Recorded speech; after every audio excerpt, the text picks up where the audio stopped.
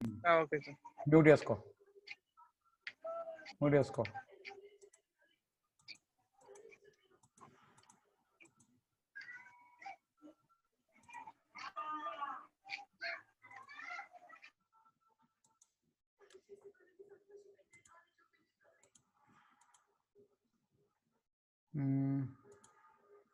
Stop video. Okay, ఒక్క నిమిషం రా. రైట్. ఓకే ఓకే, సెట్టింగ్స్ మార్చుకోవాలి కదా.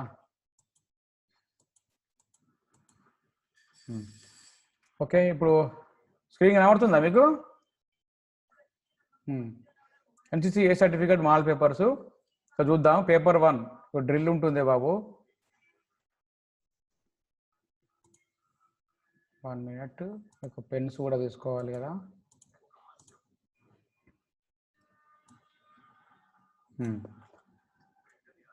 మీకు పేపర్ 1లో డ్రిల్ వస్తుంది, తర్వాత వెపన్ ట్రైనింగు, ఇవన్నీ కూడా రెండు కూడా practical marks. NCC examinations, NCC A certificate ఎగ్జామినేషన్లో ఏ సర్టిఫికేట్ ఎగ్జామ్ కొరకు మీకు ప్రాక్టికల్స్ ఉంటాయి, తర్వాత మీకు రిటర్న్ ఎగ్జామ్ కూడా ఉంటుంది.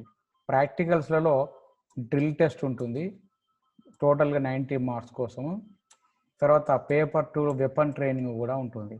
సో దీని టోటల్గా ప్రాక్టికల్స్ కోసం 150 మార్క్స్ మీకు టెస్ట్ చేసి మీరు ఎన్సిసిలో పాస్ ఫెయిల్ అనేది డిసైడ్ చేయడం జరుగుతుంది. ఓకేనా? అదేవిధంగా ఇంకా మీకు ప్రాక్టికల్స్లోనే మ్యాప్ రీడింగ్ కూడా ఉంటుంది.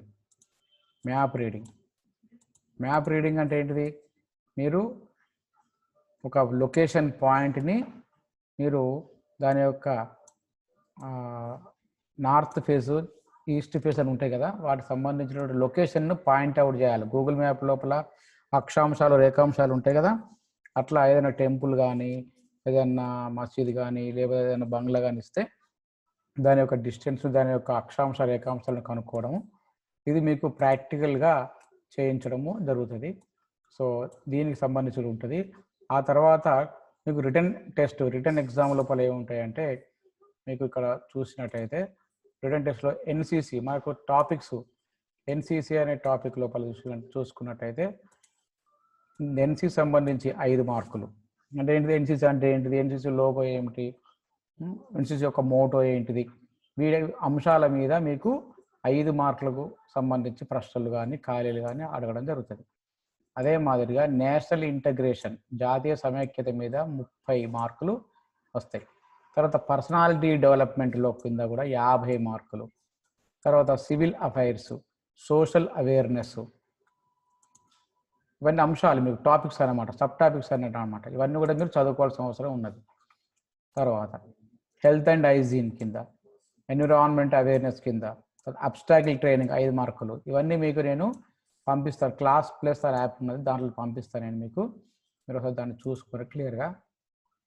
సో అదే మాదిరిగా ఎఫ్సిబిసి, మనం ఇప్పుడు ఎఫ్సిబిసి గురించి ఒకసారి నేర్చుకుందాం. డైరెక్ట్ ఇక్కడికి స్టార్ట్ అయితే కొంచెం ఈజీగా ఉంటుంది కాబట్టి. ఎఫ్సిబిసి అంటే ఏంటిది?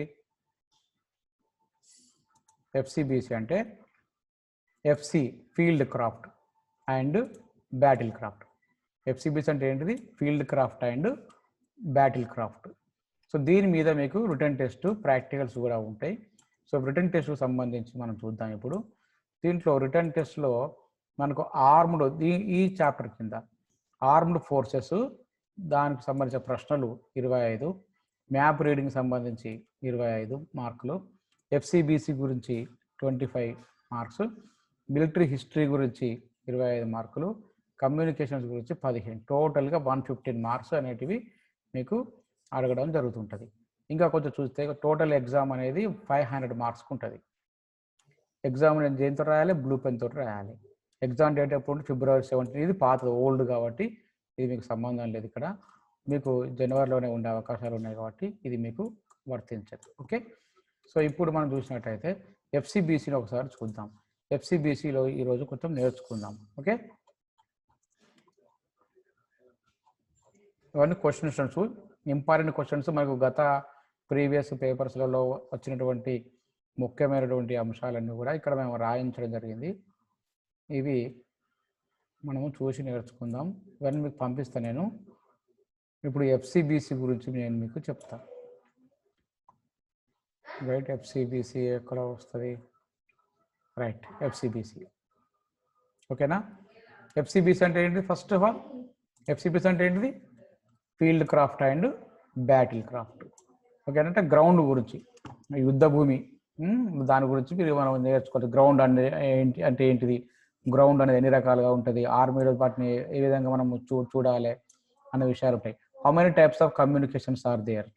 So there are 2 types of communications. ఒకటి లైన్ కమ్యూనికేషన్, సెకండ్ ఇది రేడియో కమ్యూనికేషన్. ఈ కమ్యూనికేషన్స్ ఎన్ని రకాలు అని చెప్పేసి మీకు ప్రశ్న అడుగుతున్నారు. సో ఎన్ని రకాల కమ్యూనికేషన్స్ ఉన్నాయి? ఇలా 2 రకాలు ఉన్నాయి. ఒకటి ఏంటిది? Line communication. సెకండ్ ఏంటిది? Radio communication. గుర్తుపెట్టుకోండి. ఓకేనా? Communications 2 types. ఒకటి లైన్ కమ్యూనికేషన్, రెండవది రేడియో కమ్యూనికేషన్.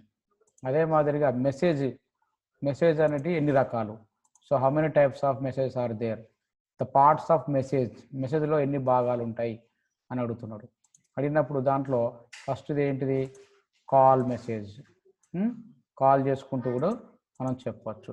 తర్వాత టెక్స్ట్ మెసేజ్, ఎండ్ మెసేజ్, ఈ విధంగా 3 రకాలు ఉంటాయి. ఓకే. తర్వాత write the latest communications. Latest communications ఏంటో మీకు బాగా తెలుసు. కమ్యూనికేషన్ అంటే మన వార్తలు ఒకరి నుంచి ఒకరికి చేరవేయడానికి ఏ పద్ధతులను వాడుతున్నాం అన్నదే ఇక్కడ మనము కమ్యూనికేషన్స్గా వాడతాము. దాంట్లో ఒకటి ఇంటర్నెట్ అనేది కమ్యూనికేషన్స్. తర్వాత వాట్సాప్ ద్వారా కమ్యూనికేట్ చేస్తాం. తర్వాత ఇన్స్టాగ్రామ్ ద్వారా, తర్వాత హైక్ ద్వారా, ఇంకా ఈ మధ్య టెలిగ్రామ్ కూడా ఉన్నది. టెలిగ్రామ్ కూడా మన వార్తలను ఒకరి చోటి నుంచి ఒక చోటికి లేటెస్ట్ టెక్నాలజీ ద్వారా పంపించుకుంటున్నాం. ఓకే. అదే మాదిరిగా అంటే ఇప్పుడు క్వశ్చన్ ఏంటిది? Write the latest communications. So ఎన్ని కమ్యూనికేషన్స్ ఉన్నాయో అవన్నీ రాయాలన్నమాట. Internet, WhatsApp, Instagram, Hike and Telegram. తర్వాత write the methods of communication. Methods యొక్క కమ్యూనికేషన్స్ రాయమంటున్నాడు. ఒకటి నాన్ అఫీషియల్ మెథడ్, రెండోది అఫీషియల్ మెథడ్. కమ్యూనికేషన్స్ కూడా మళ్ళీ దాంట్లో మనకు 2 రకాలుగా ఉంటాయి. అఫీషియల్గా చేస్తాం, కొన్ని నాన్ అఫీషియల్గా చేస్తాం. ఓకే. అఫీషియల్ అంటే అధికారికంగా, కొన్ని అనధికారికంగా చేస్తూ ఉంటాం అన్నమాట. So next question, what are the main elements of communications? What are the main elements of communication process?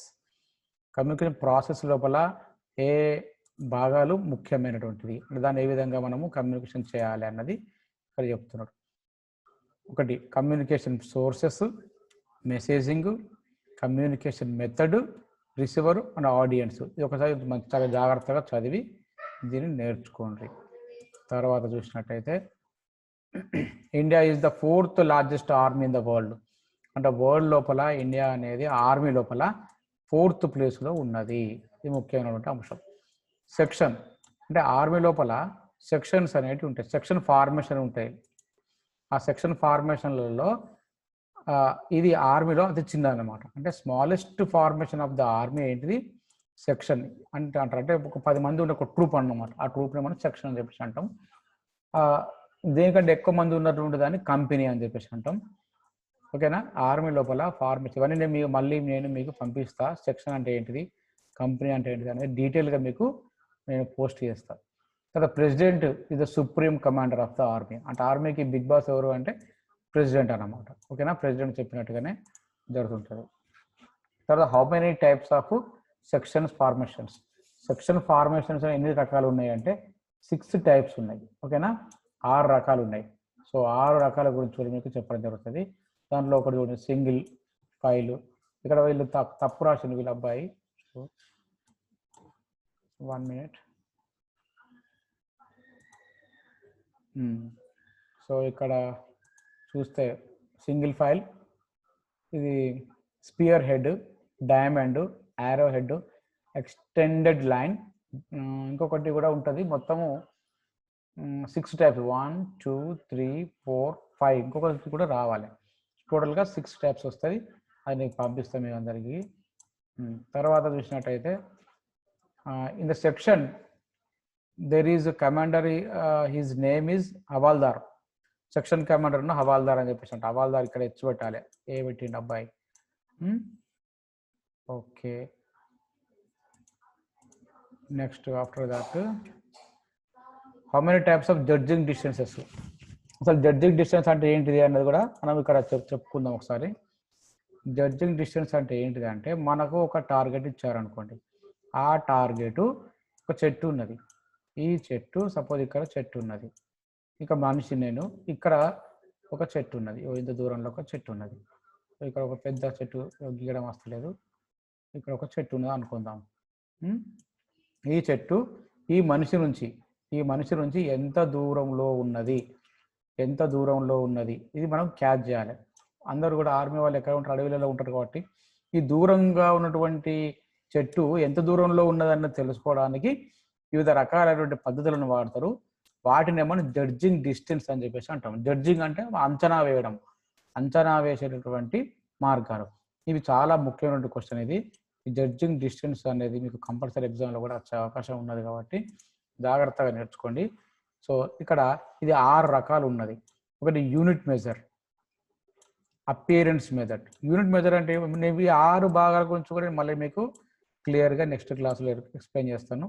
First ఈ 6 జడ్జింగ్ డిస్టెన్స్లను నేర్చుకొని గుర్తుపెట్టుకోండి, అప్పుడు మీకు కొంచెం ఈజీగా అర్థమవుతుంది. ఒకటి ఏంటి చెప్పండి, ఫస్ట్ది యూనిట్ మెథడ్. ఒక్క నిమిషం, ఎక్కడికి పోయింది అది, రైట్. ఫస్ట్ది యూనిట్ మెజర్, కదా. అపియరెన్స్ మెజర్ అంటే మనకు అపియరెన్స్ అంటే దీంట్లోనే ఉన్నది పదం, అంటే మనకు చూడడానికి అందాదా ఎంత దూరంలో ఉంటుంది అన్నది. ఆఫింగ్ మెథడ్, ఇందులోనే అర్థం ఉన్నది. ఆఫింగ్ అంటే సగం చేయడం, అంటే మనకు దాదాపు ఎంత 1 కిలోమీటర్ ఉంటుందా అందాదాకు, సో దాంట్లో సగం చేసుకోవడం, అంటే సగం నుంచి సగం.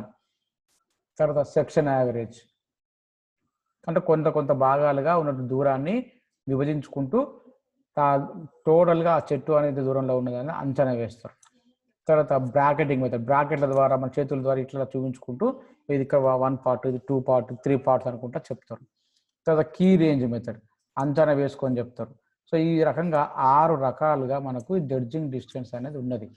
ఒకటేమో యూనిట్ మెజర్ మెథడ్, రెండవది appearance method, halving method, section average, bracketing method, key range method. ఈ 6 రకాలుగా మనకు ఉన్నటువంటిది జడ్జింగ్ డిస్టెన్స్ అన్నమాట. సో ఈ జడ్జింగ్ డిస్టెన్స్ గురించి మనం చక్కగా నేర్చుకోవాల్సిన అవసరం ఉన్నది. ఎన్ని భాగాలు ఇది? 6 భాగాలు. Unit measure, appearance method, halving method, section average, bracketing method, key range method. ఈ 6 భాగాల గురించి నేను మళ్ళీ మీకు డీటెయిల్గా సెపరేట్గా ఎక్స్ప్లెయిన్ చేయడం జరుగుతుంది. ఓకే, నెక్స్ట్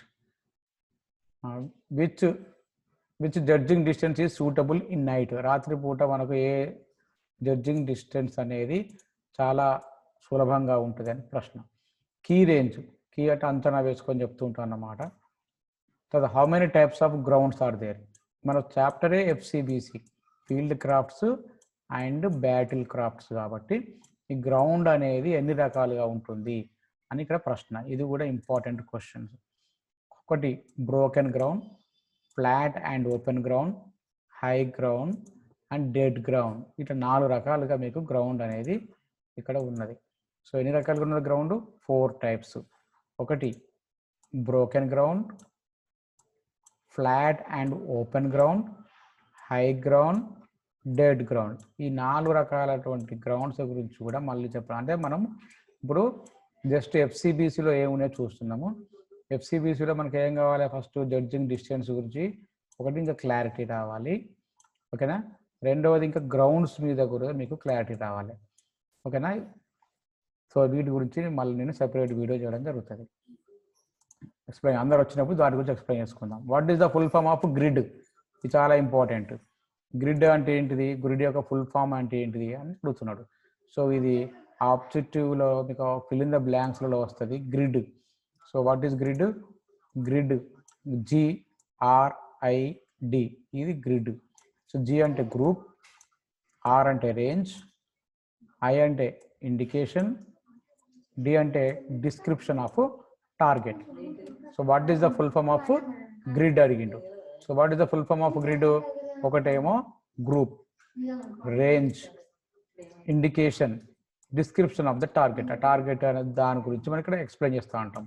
ఓకేనా? ఇండికేషన్ అంటే దానికి ఏమన్నా సూచికలు ఉన్నాయా, ఏ రకంగా అంచనా వేస్తారు. తర్వాత రేంజ్ ఎంత దూరంలో ఉన్నది అంటే మనకి ఇచ్చినటువంటి టార్గెట్ ఎంత దూరంలో ఉన్నది, ఏ రకంగా ఉన్నది, ఏమన్నా దానికి ఆనవాళ్ళు ఉన్నాయా, ఇవన్నీ కూడా మనము చూసుకోవాల్సింది ఉంటుంది. కాబట్టి దాన్ని మనం గ్రిడ్ అని చెప్పేసి అంటాం. So grid group, range, indication, description of target. ఓకేనా? What is the full form of grit? అట్లనే గ్రిట్ అనేది కూడా ఇంకొకటి ఉంటుంది. Grid, grit. సో గ్రిట్ గురించి కూడా ఒకసారి చూద్దాం. So what is grit? What is grit? Grit అంటే group, range, indication of target. Group, range, indication, target. అంటే ఇంతకుముందు మనం చెప్పుకున్నది ఏంటిది? ఇంతకుముందు చెప్పుకున్నది గ్రిడ్. ఇప్పుడు చెప్పుకున్నది ఏంటిది? గ్రిట్. గ్రిడ్ అంటే ఏంటిది? ఇక అన్ని ఇక్కడ చూపిస్తున్నా చూడండి. Grid, right. గ్రిడ్, ఇక్కడ గ్రిడ్ ఉన్నది, ఇక్కడ గ్రిట్ ఉన్నది. జి గ్రూప్, తర్వాత ఆర్ రేంజ్, ఇండికేషన్, ఒకటి తేడా వస్తున్నది. ఏంటిది అది? డి అంటే ఏంటిది? Description of target. డి అంటే ఏంటిది? ఇక్కడ డిస్క్రిప్షన్ ఆఫ్ టార్గెట్. గ్రిడ్లా D for description of target గురించి వర్ణించాలి. ఇక్కడ టీ వస్తుంది, టీ ఫర్ టార్గెట్ ఓన్లీ. ఓకేనా? Group, range, indication, T for target ఎట్లా ఉన్నది. ఓకేనా? ఇక్కడ ఏంటిది? గ్రిడ్ అంటే group, range, indication, description of the target. ఓకేనా? కొంచెం వీటిని బాగా అర్థం చేసుకొని గుర్తుపెట్టుకోండి. గ్రిట్ కంపల్సరీ ఎగ్జామ్లో వచ్చేటటువంటిది బిట్ ఇది అన్నమాట. So what is the full form of grade? GRAD, grade. Group, range, aid, description of target. ఓకేనా? Group, range, aid, description of target గురించి వర్ణించాలి. దానికి సంబంధించినటువంటి ఫైరింగ్ ఏ విధంగా చేయాలి అన్నది ఇక్కడ మీకు క్లియర్గా అర్థం చేయించడం జరుగుతుంది. ఓకేనా? ఒకసారి స్టాప్ ద స్క్రీన్ షేర్.